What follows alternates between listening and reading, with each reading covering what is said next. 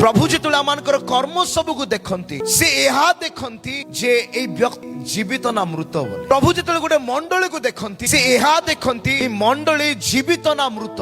आउ जदि आमे मृत प्रभु कहते लुप्त होइतबा समस्त कार्य को कौन कर जागृत कर। दी प्रकार मंडली आज अच्छी ठीक से प्रकार दी प्रकार जीवन अच्छी गोटे मृत जीवन आ गोटे जीवित जीवन। दुखर कथा यह आज अधिकांश लोक मृत प्राय क्रिश्चियन जीवन काटुछंती। यह सत्य अटे आमे आत्मा रे बा जीवित भाव रे परमेश्वर को सेवा करि पारन। जदि रोमियो तार 12:1 को आपण माने देखिबे प्रेरित पाउल रोमियो मंडली को लिखुछंती हे मोर प्रिय भाई माने ख्रीष्टंक दया है तुम आपण मान को विनती अनुरोध करूछि कि आपना आपना शरीर को सजीव कर। फर्स्ट पॉइंट अन्य कौन से कार्य करने पूर्व प्रथम रे प्रभु यह देखती आपण सजीव ना निर्जीव आपण ठारे जीवन अच्छी ना नहीं आपण आत्मा रे जीवित अछंती कि नहीं। प्रथम रे प्रभु ए विषय को देखती सजीव द्वितीय रे पवित्रता तृतीय रे ताहांकर सुग्राह्य बलि रूपे आपना को उत्सर्ग कर। लिविंग सैक्रिफाइस सजीव बलि रूपे आपना को कौन करो उत्सर्ग करो।